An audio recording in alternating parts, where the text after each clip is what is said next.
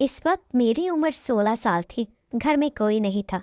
अम्मी अब्बू रिश्तेदारों के यहाँ गए हुए थे और मैं घर में अकेली थी। मैंने सोचा उस्ताद जी के आने से पहले ये नहा लूँ, फिर आराम से बैठकर पढ़ाई करूँगी। मैं कमरे के अटैच बाथरूम में नहाने चली गई।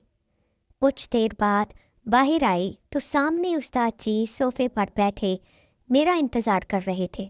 कपड़े गीले होने की वजह से मेरे प्राइवेट हिस्से साफ नज़र आ रहे थे। उस्ताद जी की जैसे ही मुझ पर नज़र पड़ी तो उनकी आंखें हैरत से फैल गईं, क्योंकि मैंने नीचे वाले कपड़े नहीं पहने थे। उस्ताद जी जवान आदमी थे। मैं बेध्यानी में उस्ताद जी के बराबर किताब लेकर बैठ गई। अचानक मेरी नज़र उस्ताद जी की शलवार पर पड़ी तो उभार देखकर मैं शर्मिंदा हो गई। मेरे जहन में एक शैतानी ख्याल आया कि अगर थोड़ी सी मेहनत की जाए तो बात बन सकती है। मैंने जानबूझकर अपनी किताब नीचे गिरा दी और जानबूझकर नीचे झुककर किताब पकड़ने लगी। उस्ताद जी की नज़रें मेरे सीने पर ऐसी जमी थीं जैसे कोई भूखा इंसान खाने वाली चीज़ को देखता है। मैं उठकर दोबारा सीधी होकर सोफे पर बैठ गई। आज तो वैसे भी पूरा घर खाली पड़ा हुआ था और किसी को शक भी नहीं होना था। आखिरकार मैंने थोड़ी सी हिम्मत की और उस्ताद जी का हाथ पकड़कर अपने सीने पर रख लिया। उस्ताद जी शायद पहले से ही इस बात के इंतज़ार में थे कि मैं कब इनकी दावत दूँ और कब वो कमवारी लड़की का मज़ा चखें। इससे पहले कि उस्ताद जी आखिरी हद पार करते, मैंने एक शर्त रखी। मेरी शर्त सुनते ही उस्ताद जी ने हामी भरकर कहा कि मुझे तुम्हारी हर शर्त मंजूर है। जैसे उस्ताद जी ने हामी भरी तो मैंने सोफे पर ही इनके साथ। मेरा नाम नौरीन है। मेरी माँ को मेरा एकेडमी जाना पसंद नहीं था, क्योंकि वो अमीर और मॉडर्न थी और वो चाहती थी कि इसकी बेटी सबसे अलग रहे। इसलिए उन्होंने मेरे लिए एक उस्ताद का इंतज़ाम किया जो घर आकर मुझे पढ़ाता था। वो उस्ताद मुझे पढ़ाने की भारी फीसें ले रहा था। मेरी माँ फ़ख्र से कहती कि इसने अपनी बेटी के लिए काबिल टीचर का इंतज़ाम किया है जो बहुत ज़्यादा फ़ीस लेता है और इसकी बेटी को बहुत बेहतरीन पढ़ाता है। वैसे तो वो टीचर ठीक था, मगर मुझे अच्छा नहीं लगता था, शायद इसलिए कि मैं अभी तक इस बात को कबूल नहीं कर पाई थी कि मैं अपनी बाकी दोस्तों की तरह एकेडमी में जाकर नहीं पढ़ सकती थी, बल्कि मुझे घर पर रहकर इस उस्ताद से पढ़ना था। शुरू में मुझे वो उस्ताद बिल्कुल अच्छा नहीं लगता था और ना ही मुझे उसके पढ़ाने का अंदाज़ पसंद आया था, मगर जब मैंने अपनी माँ से ये बात की तो उन्होंने मुझे झिड़क दिया और कहा कि मैं ये बहाने बंद करूं और अपनी तालीम का मयार बेहतर बनाऊं और ये भूल जाऊं कि मैं अपनी और दोस्तों की तरह एकेडमी जा सकती हूं। और भी बहुत सारी हदायत मुझे दी गईं। तब मैं चुप हो गई और अपनी पढ़ाई में दिल लगाने लगी। दिल में मैं बहुत उदास थी और अपने दोस्तों के साथ पढ़ना चाहती थी, जबकि मेरी सारी दोस्तें और बाकी के क्लास फेलोज़ मुझ पर रश करते कि मैं इतनी अमीर हूँ कि मुझे घर पर इतना अच्छा उस्ताद पढ़ाने आता है। इनकी बातें सुनकर मैं भी नखरे में आने लगी और तब मैं अपना सारा अफसोस भुलाकर अपने उस्ताद से बहुत अच्छे से पढ़ने लगी। और जब मैंने दिल से इस उस्ताद को कबूल किया तो मुझे मालूम हुआ कि वो वाकई एक काबिल उस्ताद है और मुझे बहुत मेहनत से पढ़ाता है, और उसकी मेहनत की वजह से मैंने बहुत कम दिनों में अपनी पढ़ाई बेहतर कर ली और अब क्लास में हर सब्जेक्ट में टॉप पर आ गई थी, जिस वजह से क्लास और स्कूल में मेरी खूब वाह वाह होती, जो सुनकर मुझे बहुत अच्छा लगता था। इन तारीफ़ों की वजह से मैं आसमानों में उड़ने लगी थी और तब मैंने अपने उस्ताद को भी दिल से कबूल कर लिया था और इनसे बहुत फ्री हो गई और दिल लगाकर इनसे पढ़ती थी और अपनी हर बात शेयर करती ताकि पढ़ाई में मज़ीद बेहतर हो जाऊं। इस वजह से मेरे माँ बाप भी बहुत खुश हो गए थे कि उनकी बेटी पहली पोजीशन पर रहती है और इनका नाम खूब ऊंचा कर रही है। उस्ताद की भी डिमांड बढ़ने लगी थी।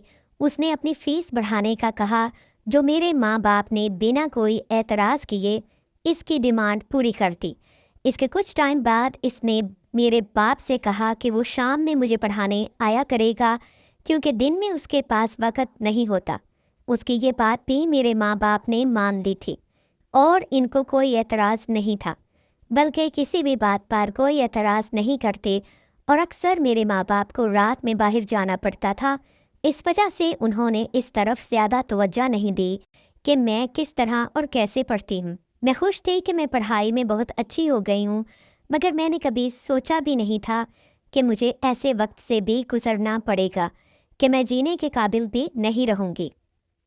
और कल तक जो लोग मेरे आगे पीछे घूमते थे और मुझे हसरत से देखते थे, वो बाद में मुझ पर थूकना भी पसंद नहीं करेंगे।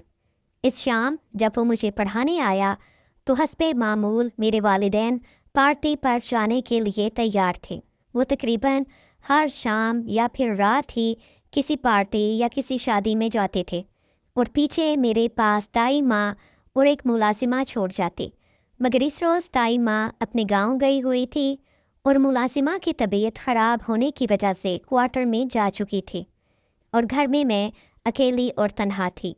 और थोड़ी देर बाद उस्ताद जी मुझे पढ़ाने के लिए आ गए। मैं थोड़ी घबरा रही थी, मैं बिल्कुल अकेली थी, मगर मेरे वालिदैन को इस बात से फ़र्क नहीं पड़ता था और मैं खामोशी से उस्ताद जी से पढ़ने बैठ गई। उस्ताद ने मुझे पढ़ाना शुरू किया। सबसे पहले उन्होंने मुझे नंबर हल करने को कहा, तो मैं नंबर हल करने में इतनी मसरूफ़ हो गई कि फिर याद भी नहीं रहा कि मैं इस घर में अकेली हूँ और वो उस्ताद भी मेरे साथ बैठा है, जो वैसे तो मेरा उस्ताद था, मगर इस वक्त उसके दिमाग पर शैतान सवार था। और फिर अचानक ही इसने मुझे अपना भयानक रूप दिखाया कि बेज़ाहिर मेहरबान नज़र आने वाला शख्स हकीकत में दरिंदा था। इस दरिंदे ने मुझे अकेला पाकर मेरे साथ जो किया, उसके बाद मैं जीने के काबिल भी ना रही। मैं पढ़ने में मसरूफ़ थी तो उसने अचानक मुझ पर हमला कर दिया और मुझे भागने की मोहलत नहीं मिली। इसने मुझे बिल्कुल बेबस कर दिया। इसने मेरे जिस्म से सारे कपड़े उतार दिए और अपनी सख्ती को मेरी नासकी में दाखिल कर दिया। दर्द और तकलीफ़ की वजह से मेरी आंखों से आंसू निकल रहे थे, मगर वो इंसान नहीं, दरिंदा था। इसने मुझ पर बिल्कुल तरस नहीं खाया और मुझे अज़ियतों के समंदर में धकेल दिया। मैं बेबस चिड़िया की तरह बस फिड़फड़ा कर रह गई थी। वो 2 घंटे मेरी ज़िंदगी के सबसे अज़ियतनाक थे। इस जंगली जानवर ने मुझे पूरी तरह हिलाकर रख दिया था। मैं तकलीफ़ की शिद्दत से बेहोश हो गई थी, मगर इस दरिंदे ने मुझ पर फिर भी तरस नहीं खाया। जब वो होश में आया तो मेरी हालत बहुत बुरी थी और मैं मरने वाली हो रही थी, जिस पर वो घबरा गया और मुझे इस हालत में छोड़कर वहाँ से भाग गया। मैं बिल्कुल बेहोश हो चुकी थी और मुझे नहीं मालूम था कि फिर क्या हुआ और क्या नहीं। फिर जाने कितनी देर तक मैं बेहोश पड़ी रही और जब मुझे होश आया तो मैं हस्पताल के बेड पर मौजूद थी और साथ ही मेरे वालिदैन बैठे रो रहे थे।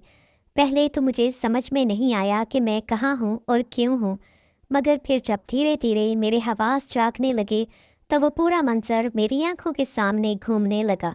मैं फिर से चीखने चिल्लाने लगी। मेरी हालत पर मेरे वालिदैन तड़प रहे थे और मुझे पुकार रहे थे, मगर मुझे किसी की पुकार नहीं सुनाई दे रही थी। मैं बुरी तरह चीखती जा रही थी और फिर बेहोश हो गई थी।